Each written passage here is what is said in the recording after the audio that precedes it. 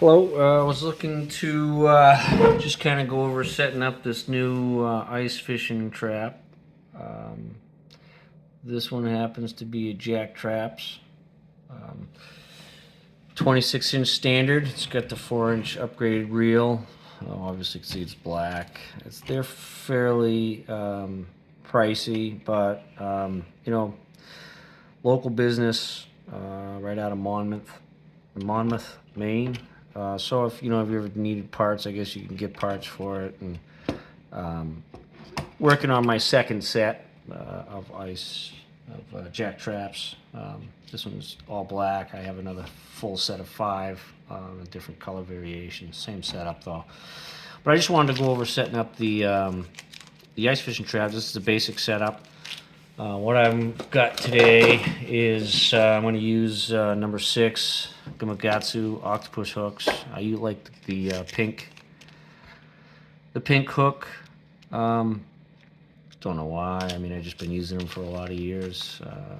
And then I'm using this happens to be 35 pound test swivel size 10. Excuse me, 37 pound. And basically we'll put that on a leader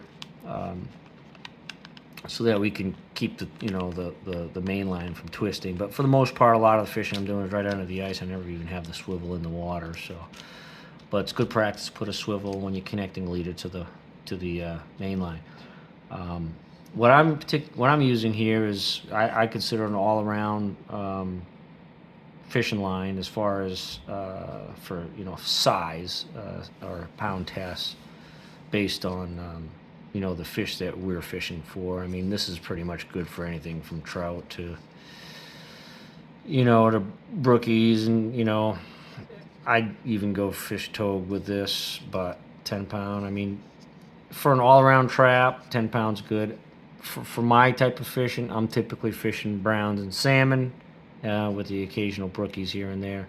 So I found 10 pounds is kind of like a good average test. I mean, if you're fishing specifically brookies, you might want to go down to maybe even a 6-pound test. But I do use the fluorocarbon, and seems that it works fairly well. So what we're going to do is we've got, I don't know how many feet of backing on here, and I actually don't know the pound test that they put on here, but basically we're going to mate this 10-pound fluorocarbon to this backing. And how I'm going to do that is I'll show you right off the bat. I'm using size 10. That's just a S Pro swivel, and go ahead and take that out. And I'm going to use what's called a Palomar knot. Very simple, very reliable knot. Get this untangled here. And I'll try and show that to you as best I can. So, here's my swivel. First thing you're going to do is don't be worried about using too much line, but basically you're just going to cut it. Just in this case, you want this loop essentially to be long. You'll see. You'll be the amount of backing or line that you use. You want it to be the loop large enough that you could fit whatever it is that you're tying on through that loop. In this case, it's way more than what I need, but I'm just going to exaggerate everything, and it makes it easier when you're trying to tie it as well. So basically, make a loop like so. I've got my swivel. I'm going to go ahead and bind that, and then I put that loop through. I'm going to pull that all the way up. Oops. All the way up. Then I'm going to tie a knot, simple knot. Just going to tie a simple knot. And there's my simple knot. Okay. And the last piece I'm going to do is, I've created that knot and I created this loop. I am now going to put the swivel through the loop, like so. And then I'm going to pull everything tight with the tag end. So I'm going to pull it tight, and There you go. And that's nice and tight. So that's the Palomar knot. And I know that this is a good knot because I've caught, I went on a tuna fishing trip and I had forgotten my gear, my tuna gear, and I had some old rusty hooks, circle hooks in my my striper box, and I didn't have any leaders, didn't have any hooks, so I ended up just tying a hook directly to the 200-pound main line with a Palomar knot, and I caught a 258-pound tuna with that knot. So I was nervous that it was going to break and lose it, but that never happened. So there's the Palomar knot, right, on the swivel. Next thing I'm going to do is I like, usually I'm putting 4 to 6 feet of leader on there. So I'm in this case I'm going to take and use 4 feet of this Seaguar 10-pound 100% fluorocarbon. And I'm going to just cut myself about, let's say, 4 feet. Got myself 4 feet of this.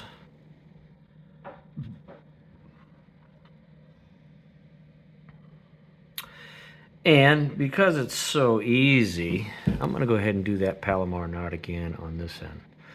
So what I'm going to do is, again, I don't know if you can see that, the tip of that fluorocarbon is in my fingertip, to my fingertips. So I'm going to fold that in half. Again, I'm going to give myself plenty of line to work with. Go ahead and fold that over. Put that loop through. Tight. Just a straight square knot.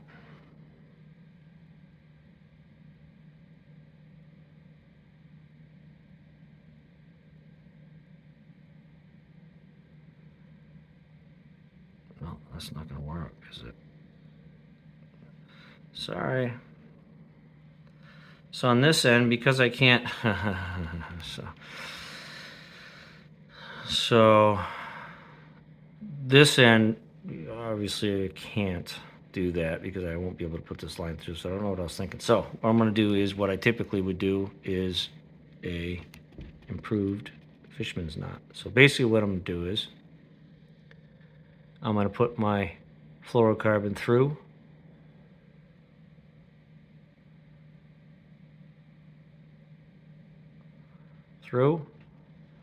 and then loop it like so. If you can see that shining or not. And then I'm going to give this 6 twists.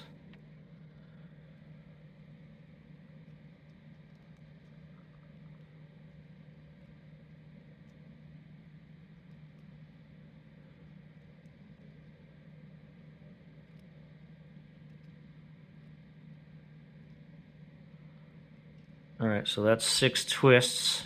I don't know if you can see that. And then right here at the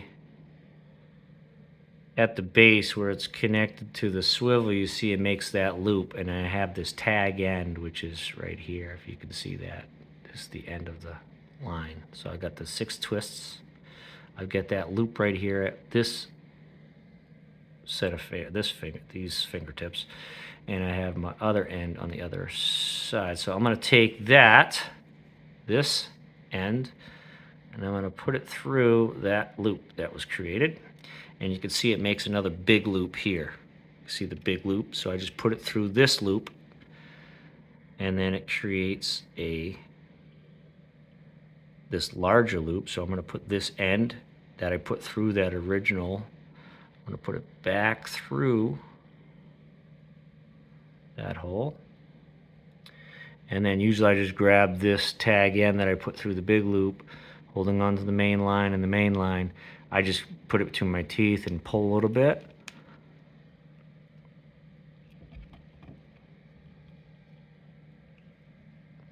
Okay, and then just wet it down a bit.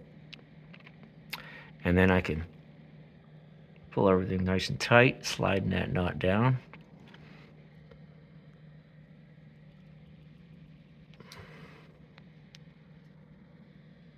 There you have it. Approved fisherman's knot. So we can go ahead and cut that tag end off. Oh. Sometimes that happens. Cut that tag end without tightening that down enough. That's going to happen, so I'm going to do it real quick. Put it back through the loop. Oops. I think the toughest part of this is getting it in the hole. There we go. I'll get my twists.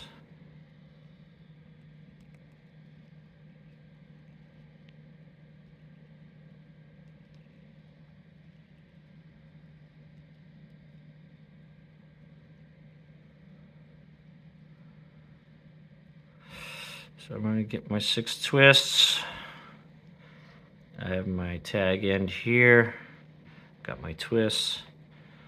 At the base, I have my loop. I am going to put that tag end through the loop. Grab that tag end. Put it back through that big loop.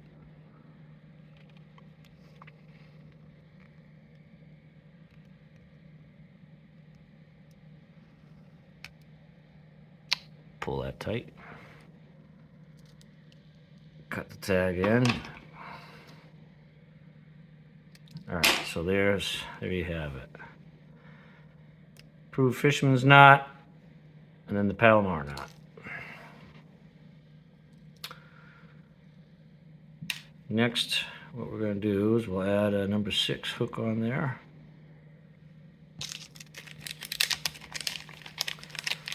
And I'm going to use the same method, and that's going to be with an improved fisherman's knot. A regular fisherman's knot just skips the last step of putting the tag end back through the.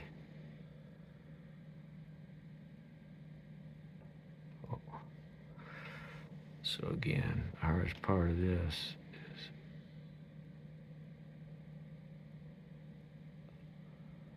just getting that through the hole. It's kind of twisted here.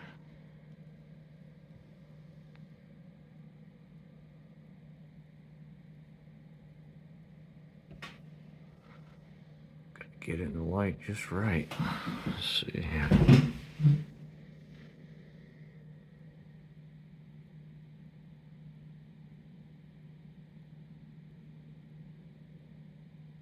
There we go. Nope, missed it.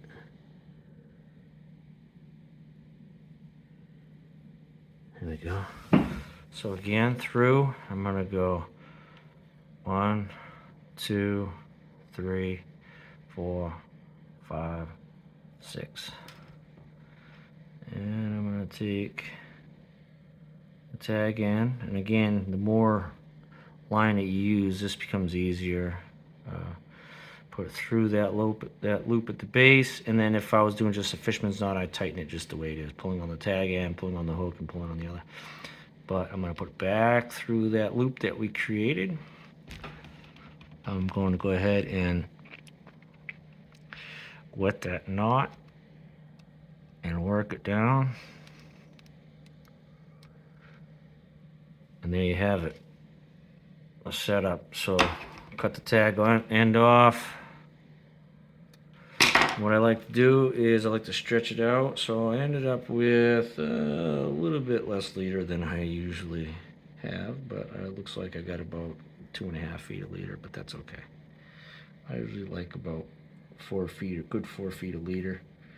But maybe this will be okay because now I'll have maybe less issues, I guess, with my line. Tangling and creating those little tangles that these smelt and shiners will make as they're swimming in circles below the hole.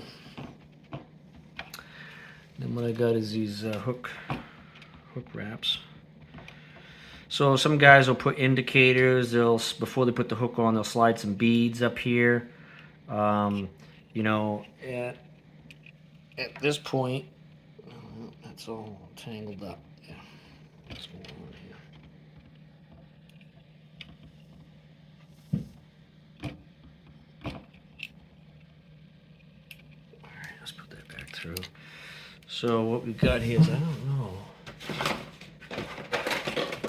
Yeah, so what we'll do is I'll take one of these split shots. I'm gonna just put one big split shot on here.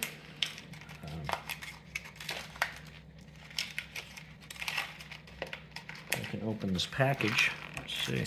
What's the tape? Oh, there we go. It's like they're all the same size.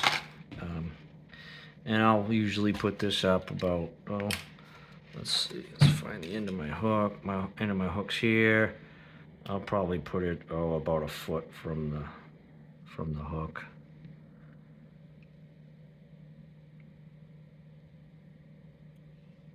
Just clamp it right down on the line.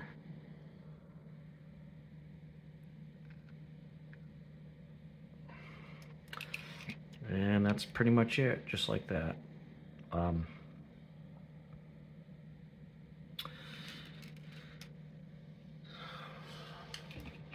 I'll wrap this up. So some guys will put indicators. What they'll do is they'll slide some glass beads with a hole in it, and one glass bead will be up top, one glass bead will be, slide one glass bead, and they'll put a lighter weight, and then the glass bead will be here, and then they'll put another weight so that the glass bead can slide up and down. And I think the theory was that, you know, when the fish swims, if he's swimming hard, he's going to make that extra clicking sound. I don't know. That's what it was explained to me. I'm not fully bought into that. And then my weight may be, my little split shot may be a little big, but apparently that's all he's got in the box. But I'm gonna put this little hook tender on there and wrap her up, and she's ready to go. Oops. And then she's ready to go fishing.